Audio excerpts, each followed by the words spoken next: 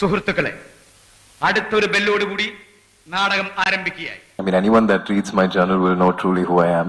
Hi, എവിടെയായിരുന്നു? എവിടേക്ക് അന്വേഷിച്ചെന്നറിയാമോ? പത്രത്തിൽ കൊടുക്കാൻ പോയതാ. But also it is for me to find out who I am. അതെ, ഞങ്ങൾ ചോറ് തന്നെ കൊണ്ടുവരണേ. അല്ല, ഇവിടെ നിന്ന് എന്താണ് ഉദ്ദേശിക്കുന്നത്? ഞാൻ ആരാണെന്ന് മനസ്സിലാക്കാനും തിരിച്ചറിയാനും വേണ്ടിയിട്ടാണ് ഞാൻ ജേണൽ എഴുതുന്നത്. ഹെവനല്ലേ? കാണും ഇങ്ങനെ ഒരു കള്ളൻ കുറെ നുണ പറയാനും നീയൊക്കെ ഇത് കേട്ട് വായും പൊളിച്ച് നിൽക്കാൻ. പുറത്ത് എന്നെ കുറിച്ച് പറഞ്ഞൊന്നും നിങ്ങൾ വിശ്വസിക്കണ്ട. ഞാൻ ആരാണെന്ന് അറിയണമെന്നുണ്ടെങ്കിൽ എന്റെ ജേണൽ മാത്രം വായിച്ച് നോക്കിയാൽ മതി എന്നുള്ളതാണ് ഇവിടെ ധ്രുവ് പറയാതെ പറയുന്നത്.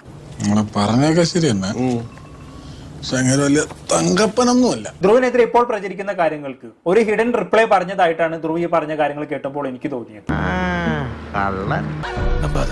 അനുപമയുടെ ആരോപണങ്ങൾക്കൊന്നും നേരിട്ട് റിപ്ലൈ കൊടുക്കാൻ പറ്റില്ലെന്ന് ധ്രുവിന് നന്നായിട്ട് അറിയാം. തൽക്കാലം ഇസ്മായിൽക്കാട് കുഴി വെട്ടാൻ നിൽക്കണ്ട.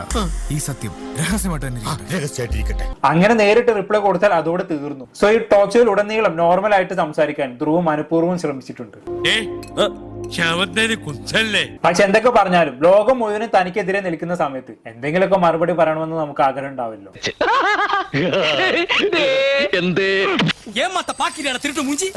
ഇനി ഇതിനിടയിൽ ബോളിവുഡ് നടനായിട്ടുള്ള വിക്കി കൗശലിനെ ഉദ്ധരിച്ചുകൊണ്ട് അവതാരിക ഒരു ട്രിക്കി ക്വസ്റ്റ്യൻ ധ്രുവിനോട് ചോദിക്കുന്നുണ്ട്. എന്താ സംഭവം? കേക്കട്ടെ. നിങ്ങൾ നല്ല മനുഷ്യനായി കഴിഞ്ഞാൽ ഓട്ടോമാറ്റിക്കലി നിങ്ങൾക്ക് നല്ലൊരു നടനാകാൻ പറ്റുമെന്ന് വിക്കി കൗശൽ പറഞ്ഞിട്ടുണ്ടായിരുന്നു. മനോഹരം, ഗംഭീരം. ഞാൻ ശുദ്ധ മനസാക്ഷിക്കാരനാണ്, അതെന്റെ അഭിനയത്തെ മെച്ചപ്പെടുത്താൻ നല്ല രീതിയിൽ സഹായിച്ചിട്ടുണ്ട് എന്നും വിക്കി കൗശൽ പറഞ്ഞു വെച്ചിട്ടുണ്ടായിരുന്നു. അതായത് നിങ്ങൾ നല്ലൊരു മനുഷ്യനാണോ, നിങ്ങൾക്ക് ഒരു മനസാക്ഷി ഉണ്ടോ എന്ന് വളഞ്ഞ വയലോട് ചോദിച്ചു. അനുഭവമായിട്ടുള്ള വിഷയങ്ങളെല്ലാം മനസ്സിൽ കണ്ടുകൊണ്ട് തന്നെയാണ് അവതാരിക ഇങ്ങനെയുള്ള ഒരു ചോദ്യം ചോദിച്ചത് എന്നുള്ളത് ബുദ്ധിയുള്ള ആർക്ക് മനസ്സിലാകും. ഇതൊക്കെ ഞാൻ നേരത്തെ മനസ്സിൽ കണ്ടിരുന്നതാ. ഞാൻ നല്ലൊരു നടനാണ്, നല്ലൊരു മനുഷ്യനാണെന്നുള്ള രീതിയിൽ ധ്രുവ ഒരു മറുപടി അങ്ങോട്ട് പറഞ്ഞു വെച്ചു.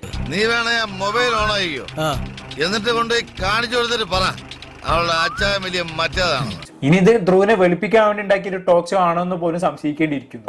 ഈശ്വര, ഇതൊക്കെ എന്റെ തലയിലാവൂലോ. കള്ളനവൻ, പെരുങ്കള്ളൻ, എന്റെ കൈ കെട്ടില്ല. ഞാൻ നല്ലൊരു മനുഷ്യനായതുകൊണ്ടാണ് നല്ലൊരു നടനാവാൻ പറ്റിയതെന്ന് ധ്രുവിന് പറയാനുള്ള ഒരു അവസരം ഈ ഇന്റർവ്യൂ ഉണ്ടായല്ലോ. ഈ നാറി എനിക്ക് ചെറുപ്പം തൊട്ടേ അറിയാം. ഇവന്റെ വീട്ടില് ഫോട്ടോഷോപ്പ് നല്ല വെളിച്ചെണ്ണ വാങ്ങാൻ പോലും നീ വന്നു നാട്ടുകാരാണ് ഞാൻ അതിനേക്കാൾ വലിയ അപമാനം പറയണ്ടാവില്ല. എന്തായാലും ധ്രുവിന്റെ ഇന്റർവ്യൂ കണ്ടതോടെ എനിക്ക് മനസ്സിലാക്കാൻ സാധിച്ചത് എന്താണെന്ന് വെച്ചാണെങ്കിൽ അനുപമമായിട്ടുള്ള കോൺട്രവേഴ്സികളെ കുറിച്ച് ധ്രുവ് ഇനി ഒരിക്കലും സംസാരിക്കാൻ പോകുന്നില്ല എന്നുള്ളത്. ആവേശം കൊണ്ട് ഓരോന്ന് വിളിച്ചു പറഞ്ഞ് തടിയേടാക്കണ്ട, പണിയെടുക്കാതെ ജീവിക്കാൻ നോക്ക്. കാരണം അതിനെ കുറിച്ച് ഇനി സംസാരിച്ചു കഴിഞ്ഞാണെങ്കിൽ ധ്രുവിന് അത് നല്ല തിരിച്ചടി ആവാൻ സാധ്യതയുണ്ട്. അവൻ പറയട്ടോ പറയടാ. ഇനി ഒന്നും പറയാനില്ലേ, കൂടുതൽ എന്തെങ്കിലും പറഞ്ഞാ പിന്നെ പറയാനുണ്ടാവില്ലേ. പക്ഷെ ഇനി ധ്രുവിന്റെ ജീവിതത്തിൽ ഒരു ലവ് റിലേഷൻഷിപ്പ് ഉണ്ടാകുമോ? അങ്ങനെ ആകുമ്പോൾ ഭാവിയിൽ ധ്രുവ് ഇനിയും എക്സ്പോസർ ആവാൻ സാധ്യതയുണ്ട്. ഇത് നിങ്ങൾ അവന്റെ കഥകൾ കേൾക്കണം. കഥകൾ കേട്ടാൽ നിങ്ങൾ ഇതൊന്നും അല്ല, അഴുക്കച്ചെറുക്കൻ. കാരണം ഈ നാർസിസ്റ്റിക് ബിഹേവിയറൽ ഡിസോർഡർ അങ്ങനെ ചികിത്സിച്ച് മാറ്റാൻ കഴിയില്ല എന്നാണ് അറിയാൻ കഴിഞ്ഞത്. അത് തന്നെയാ വേറൊരു ഭാഷയിൽ ഞാൻ പറഞ്ഞത്, ഭ്രാന്താണെന്ന്. അപ്പൊ അനുപമ പറഞ്ഞത് സത്യമാണെങ്കിൽ ധ്രുവിൽ നിന്നും ആ സ്വഭാവം പുറത്തു ചാടാനുള്ള സാധ്യത വളരെ കൂടുതലാണ്. ഓരോ ജന്മങ്ങളെ അല്ലെങ്കിൽ പിന്നെ ധ്രുവ് അത്രയും സെൽഫ് കൺട്രോൾ ചെയ്യേണ്ടി വരും. എന്തായാലും എന്തെല്ലാമാണ് സംഭവിക്കാൻ പോകുന്നതെന്ന് കണ്ടു തന്നെ അറിയാം. ക്യാരക്ടറായി കഴിഞ്ഞാൽ പിന്നെ പിടിച്ചാൽ കിട്ടില്ല. ദൈവം കാക്കട്ടെ എന്നെ.